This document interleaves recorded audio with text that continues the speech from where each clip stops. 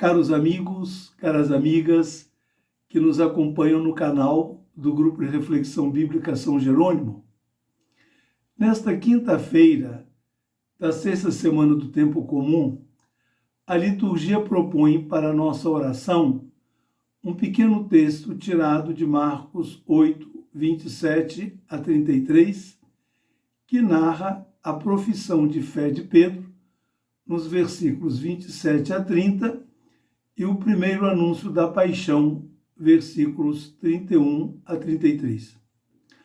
As duas pequenas cenas, que são interrelacionadas, situam-se num momento importante da catequese de Marcos.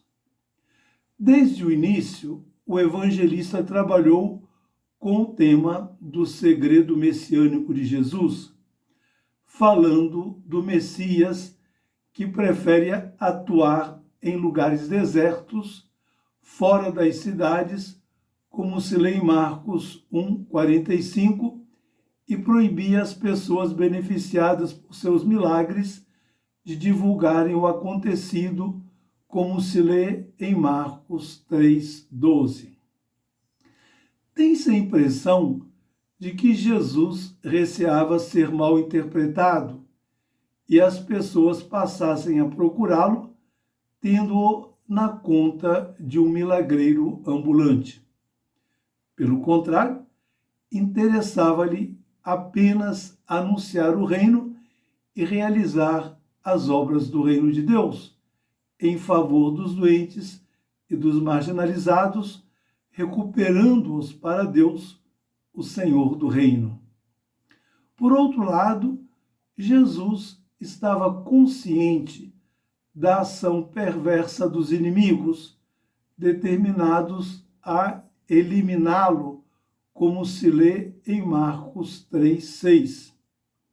O Messias Jesus não queria gerar falsas expectativas, tanto nos discípulos quanto nos que o procuravam em busca de cura para suas doenças e seus males.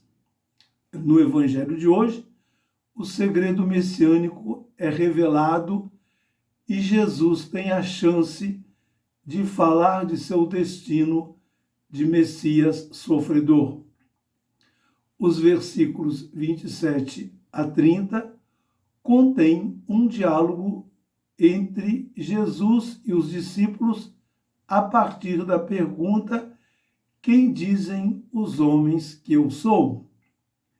Tratava-se de saber como as pessoas o identificavam. Os discípulos informam que Jesus é tido na conta de profeta, como os profetas de outrora, ou mesmo como João Batista.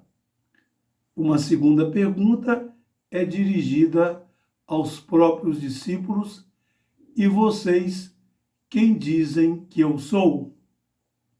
Pedro se apressa em dizer: tu és o Cristo, ou seja, o Messias que todos esperavam. Jesus não comenta a resposta de Pedro. No entanto, a proibição severa de dizer isso publicamente permite deduzir que a resposta foi acertada. Os versículos 31 a 33 dão sequência ao diálogo, com Jesus esclarecendo sua concepção de Messias. Com certeza, sabia que sua compreensão não era a mesma que estava na cabeça de Pedro e dos demais discípulos.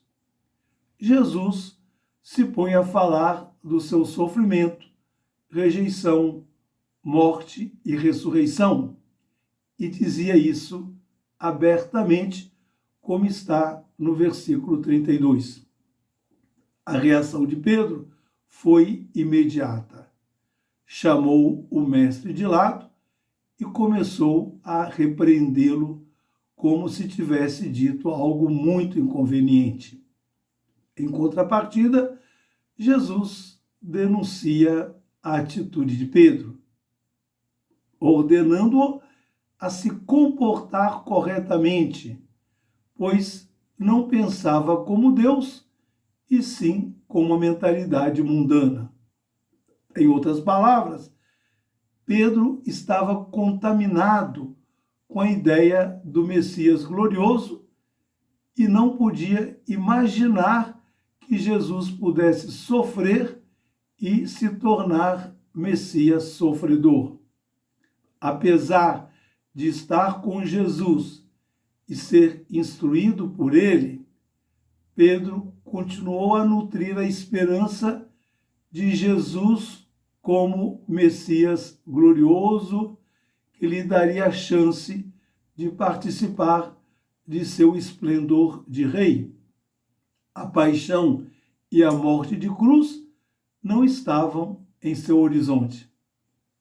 Eis porque se comportava como um Satanás, ou seja, como um inimigo de Jesus e não como um discípulo. A censura de Jesus ao discípulo Pedro vale para muitos cristãos e cristãs que insistem em abolir a cruz e transformam suas manifestações de fé em shows, espetáculos que atraem multidões, em celebrações barulhentas, nas quais não é de bom tom falar da cruz, do testemunho da fé, do cuidado com os mais necessitados, da luta contra a injustiça, enfim, dos temas próprios do Evangelho do Reino. Despojado da cruz, tem-se o Cristo glorioso, que resolve os problemas das pessoas, bastando que se pague o dízimo e seja adepto de alguma igreja ou de algum movimento com verniz cristão. Como a Pedro, o Messias Jesus nos questiona e nos move a pensar com a mente de Deus e não com a de Satanás. Deixemo-nos converter e nos disponhamos a ser discípulos e discípulas nos passos de Jesus de Nazaré, o Messias, servo da humanidade, fiel ao Pai, até a morte de cruz. Boa oração para todos e para todas.